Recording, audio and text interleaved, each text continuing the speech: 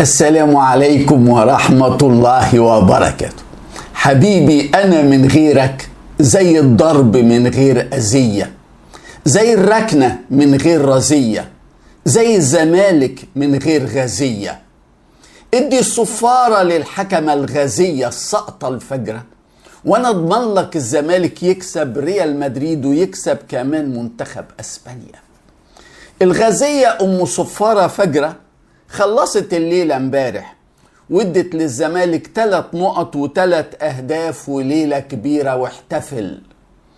الغازية اتعمت وهي بتشوف احمد ابو الفتوح اللي عنده انذار بيضرب بالكوع اللاعب البنك في وشه، مخالفة تستوجب الطرد المباشر، اقلها انذار وعنده انذار. الغازية اتعمت، ده حتى محلل التحكيم في قناة الزمالك قال لك اللعبة دي فيها انذار. انما الغازية ما تطردش لاعب من الزمالك ابدا، يتقطع دراعها ويتقطع لسانها لو طردت لاعب من نادي الزمالك. الغازية شافت مدافع الزمالك بيشد احمد ياسر ريان مهاجم البنك المنفرد تماما بالمرمى، بيشده من الفانيلا من ورا من ظهره داخل منطقة الجزاء. مخالفة بينالتي زي الشمس وطرد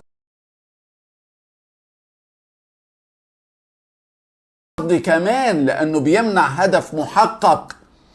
عملت عبيطة الغازية، عملت عبيطة وسابت المهاجم بعد ما توازنه اختل يشوط الكرة في جسم الحارس المهدي سليمان والكرة ترجع، والغازية العبيطة عدتها وما فيش حاجة. والقذر اللي قاعد على الفيديو وائل فرحان لا طلب الغازية في الضربة الكوع بتاعت احمد ابو الفتوح عشان يقول له في طرد مباشر، ولا طلبه في ضربة الجزاء بتاعت احمد ياسر ريان عشان يقول له الشدة واضحة جدا والفانيلا في ايد المدافع. انما ده يدلس والتاني يجامل. الاهلي لما كان عليه ضربة جزاء في مباراة انبي وهو خسران 1-0 كمان، وهو خسران 1-0، الحكم محمود ناجي ما ترددش ثانية يحسبها، ما استناش الفيديو، تيد بينالتي على الاهلي. تصفر بينالتي على الاهلي سهلة قوي قوي في مصر، اسهل حاجة انك تعملها انك تصفر بينالتي على الاهلي في مصر. انما تقدر تصفر بينالتي على الزمالك دي لو جريمة، دي لو فيها ايه ما يصفروش، وحكام الفيديو جبنة. الزمالك معلهوش اي ضربات جزاء الا لو الحكام اجانب بس.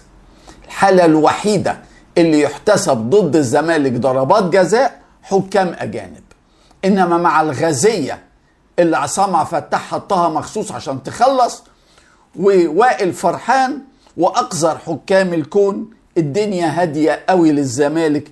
اضرب، امسك، شد، العب بايدك، اعمل كل حاجة في ال18، والحكام الفجرة الفسدة مش هنا.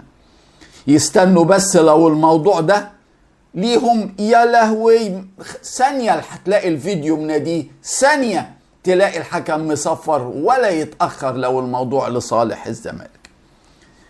المصيبة ان ايمن الرمادي المدير الفني الحالي للبنك الاهلي والمدير الفني السابق للزمالك، وبعد الخسارة 3-0 رايح يهزر مع معتمد جمال مدرب الزمالك بعد الماتش ويضحكوا.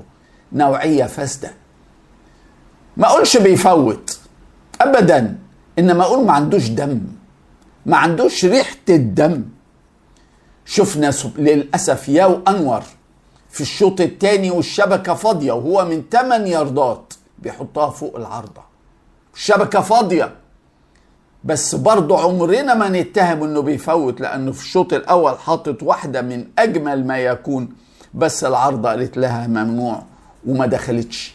هدف 100% لصالح البنك الاهلي في الشوط الاول، والعارضة قالت لا.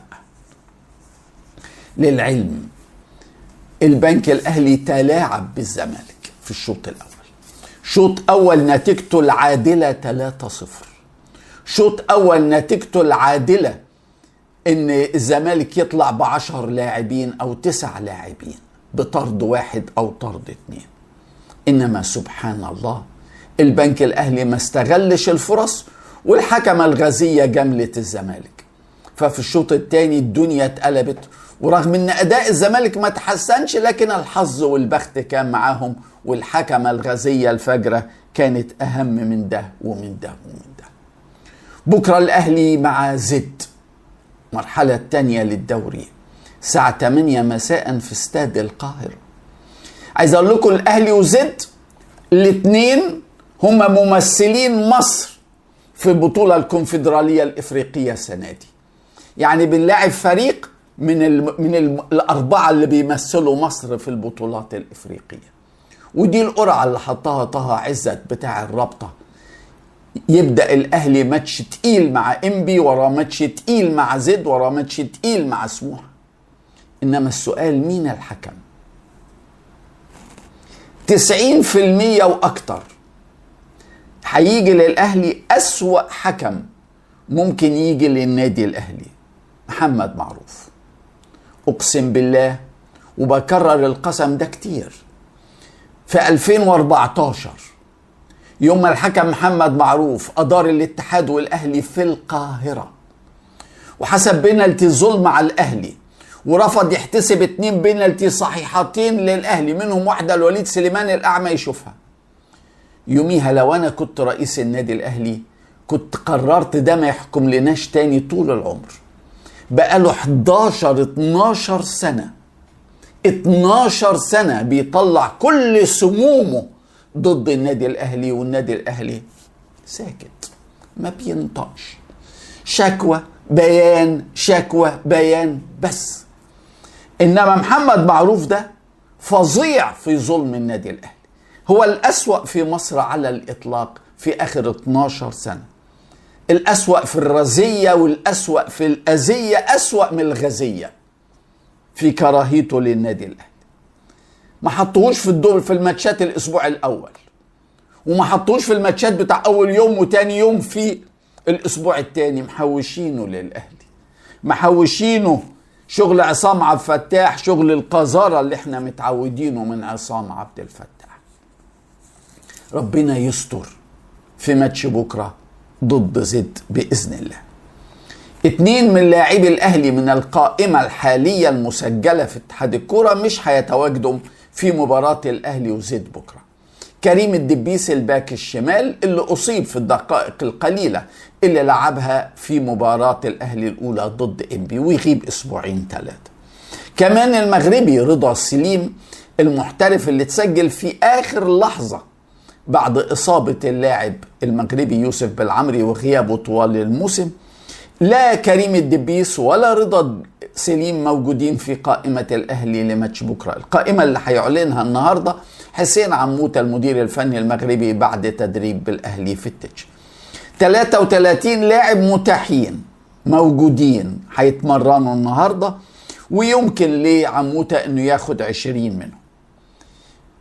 4 مرشحون للدخول في قائمة مباراة زد وما كانوش موجودين في قائمة مباراة انبي.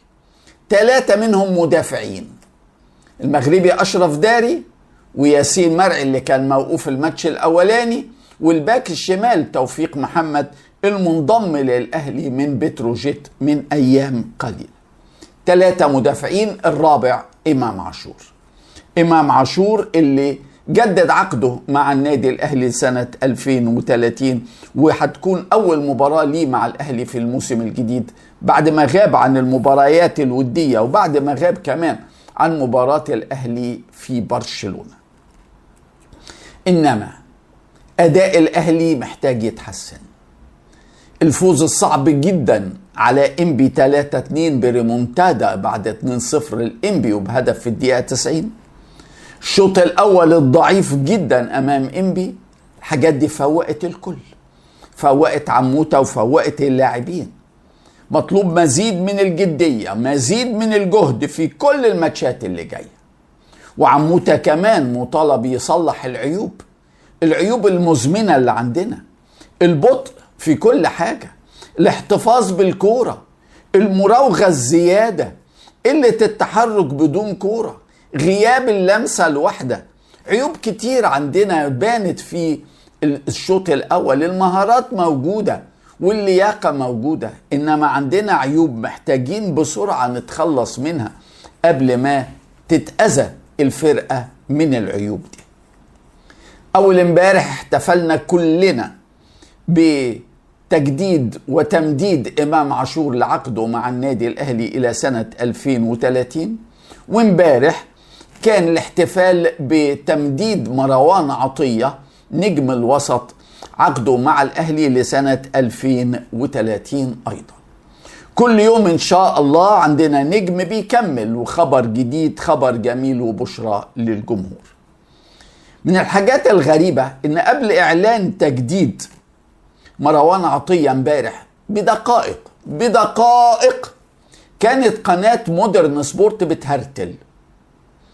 الولد اللي اسمه أمير هشام اللي كان بيشتغل في قناة الأهلي طالع يعمل فتنة كالعادة، ويقول لك مروان عطية رافض يمدد ورافض يجدد ومصمم يسافر بره ومصمم يحترف وهوبا اوبا اوبا، وخلص البرنامج بتاعه اخبطوا في نافوخه واطلع ببيان تجديد مروان عطية وصورة مروان عطية مع الدكتور عصام سراج مدير التعاقدات، ومروان مكمل لغاية 2030، وقناة مودرن سبورت وأمير هشام ياخدوا كالعادة على دماغهم.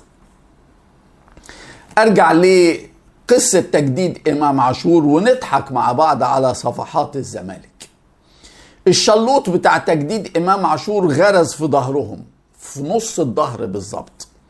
كل واحد بقى خلاص علشان يبرر الجرائم والهبد اللي عملوه والفبركة ان امام ماشي امام ماشي، امام بياخد كورسات انجليزي وكورسات تركي وكورسات وي وامام وزيزو مش هيقعدوا مع بعض، وكل الكلام العبيط اللي قعدوا بقى سنة يقولوه. امبارح طالعين بقى يهبدوا هبد جديد خالص. اللي يقول لك امام حط شروطه، امام هو اللي فرض شروطه، والاهلي استجاب لامام، وامام هياخد 100 120 لا 150 لا 160 لا زيزو زعلان عايز فوق ال 160، وخد الهبد الجميل ده. واللي يقول لك امام عاشور اشترط ان ياخد ايراد كل ماتشات الاهلي، واللي يقول لك امام عاشور اشترط ياخد كل اشتراكات اعضاء الاهلي، واللي يقول لك امام عاشور مصمم ياخد كل فلوس ياسين منصور، وهيقعدوا يقولوا ويهبدوا، واحنا نقعد حاطين رجل على رجل نتفرج عليهم ونضحك.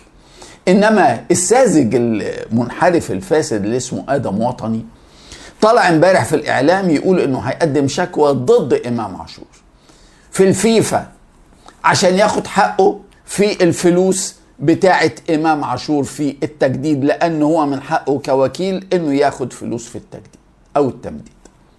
طب انت اساسا مش موجود في العقد اللي بين النادي الاهلي وبين امام عاشور، ومش موجود في اتحاد الكرة كممثل او كوكيل لامام عاشور. هتاخد فلوس بأمارة ايه؟ ولا انت مايع وصايع وضايع وعايز فلوس بس وخلاص، زي الناس اللي هم بيقفوا في الشوارع يركنهم ويعملوا بلطجية على الناس الغلابة اللي بتركن في الشوارع. بالمناسبة الشكاوي، في 11 لاعب سابق في نادي الزمالك تم الاستغناء عنهم او تم فسخ عقودهم، مقدمين شكاوي رسمية لاتحاد كرة القدم للجنة شؤون اللاعبين بيطالبوا مستحقاتهم من نادي الزمالك. لجنة شؤون اللاعبين الفاسدة اللي رفضت شكوى زيزو مؤكد هتعمل معاهم نفس الحكاية اللي عملتها مع زيزو، إلا بقى اللاعب اللي ليه 20,000 و30,000 هتجبر الزمالك إنه يدفع المبالغ التافهة دي. إنما أي لاعب ليه فلوس بالملايين لجنة شؤون اللاعبين ولا هتعمل حاجة. وعشان تضيع وقت بتبعت لنادي الزمالك تقول له عندك شهر تبعت لنا الناس دي بتشاكياك وعايزة فلوس منك، يا ترى ما عطتهمش فلوسهم ليه؟ عبارة عن مجموعة نصابين بيشتغلوا مع بعض. بالمناسبة زيزو قدم شكوى رسمية ضد قرار لجنة شؤون اللاعبين بحفظ شكوى ضد نادي الزمالك اللي كان بيطالب فيها ب 82.5 مليون جنيه مستحقات متأخرة عند نادي الزمالك، زيزو قدم شكوى ضد القرار ده للجنة الاستئناف باتحاد كرة القدم. لجنة الاستئناف باتحاد كرة القدم بعتت لنادي الزمالك بتقول له قدم لنا ردودك ومستنداتك على الشكوى اللي مقدمها زيزو، واللي بتشمل مستندات صحيحة 100% انك ما عطتوش 82.5 مليون جنيه من حقوقه. لجنة الاستئناف عطت للزمالك مهلة اسبوعين علشان يرد. اذا لجنة الاستئناف، وده متوقع، لم تعطي لزيزو حقوقه او كامل حقوقه، زيزو سيلجأ مباشرة الى المحكمة الدولية الرياضية في سويسرا علشان ياخد كل فلوسه، بالاضافة للغرامات، بالاضافة للفوائد بتاعت الفلوس اللي بقالها اكتر من 2 وهو بيطالب بيها. على فكرة انا عارف ان زيزو انتقل للاهلي من 1 وشهرين، لكن هو بيطالب بحقوقه من 2 لانه ليه فلوس متأخرة عند نادي الزمالك لاكتر من 2 كمان. احمد دياب رئيس رابطة الاندية رد امبارح على التصريح القذر لعصام عبد الفتاح رئيس لجنة الحكام، التصريح القذر اللي أكد فيه ان مباراة الاهلي والزمالك هيسندها لحكام مصريين رغم انف النادي الاهلي. احمد دياب رد عليه وقال له من حق اي نادي في الدوري الممتاز انه يتقدم للرابطة ولاتحاد الكرة وللجنة الحكام بطلب استقدام حكام اجانب لاي مباراة لي في الدوري، بشرط ان يكون هذا الطلب في الموعد المقرر المسموح به، وان النادي اللي بيطلب حكام اجانب يلتزم بدفع المبلغ المطلوب لاستقدام حكام اجانب. رد قوي جدا من دياب على عبد الفتاح، والاهلي واضح تماما لن يسمح بحكام مصريين في مباراة الاهلي والزمالك على الاطلاق. امبارح التحكيم في مباراة طلائع الجيش وبتروجيت كان نموذجا للانحراف. طلائع الجيش كسب 3-2، ما يهمنيش النتيجة. الحكم ظلم الفريقين، وفي ظلمه للفريقين فجور فوق الخيال. بينما فريق طلائع الجيش متقدم 3-1، الحارس بتاع طلائع الجيش قفز عاليا ومسك الكورة، وهو نازل المهاجم احتك بيه من الخلف، فالحكم احتسب اللعبة فاول، خلاص فاول. فحارس السويس من حارس طلائع الجيش من الغضب التف يبص مين اللي بيهاجم، فالتصق المحارس بالمهاجم كده، التصق والراسين في راس بعض. الحارس عمل للمهاجم بكل وضوح وهدوء كده كده، التاني راح وراح رامي نفسه، راح الحكم بطاقة حمراء. هي كده الهزة دي بقت بطاقة حمراء، ولا تستاهل الانذار ولا تستاهل اي حاجة. وبعدين دول الاتنين في بعض طردوا طرد في منتهى الغباء. بعد ما بقوا 3-2 والجيش بيلعب 10 في الدقيقة 7 من الوقت بدل الضائع كرة عرضية ملعوبة، مدافع الجيش ايده بره في ايده ونزلت بينالتي يا كابتن. قال لك تيت فينش ماتش وما كملش الماتش، خلاص فينش ماتش، والفيديو ما قالوش اللعبة فيها بينالتي. ومنتهى السفالة في التحكيم في مصر. امبارح سموحة تعادل مع بترول اسيوط 0-0. النهارده الساعة 5 مودرن مع غزل المحلة، والساعة 8 المقاولين مع المصري، والساعة 8 بيراميدز مع ابو قير للأسمدة. احتفالا بانضمام حمزة عبد الكريم من الاهلي لبرشلونة ووجوده في الفريق الاول، واحدة من كبرى الشركات المصرية قررت انها تدخل ضمن رعاة نادي برشلونة لأول مرة في التاريخ. شركة مصرية هتبقى من رعاة نادي برشلونة احتفالا بحمزة عبد الكريم، وهتكون ضمن الاعلانات اللي موجودة على القميص. هيبقى اعلان صغير انما هتبقى موجودة. برشلونة بيلعب النهاردة مع أثليتيك بلباو في كامب نو في المرحلة الثالثة للدوري. في المرحلة الثالثة للدوري ريال مدريد فاز امبارح في ملعبه سانتياغو برنابيو على ريال سوسيداد 4-1. هاتريك لمبابي الفرنسي، كيليان مبابي هداف كاس العالم 22 و26. الشوط الاول 1-1 جول لمبابي وتعادل لسوسيداد. في الشوط الثاني ثلاثية واكتساح من مدريد للسوسيداد، وهدفين لمابي وبينهم هدف لفينيسيوس جونيور. كده ريال مدريد بيحقق الفوز للمرة الثانية على التوالي في مباراتيه في البطولة.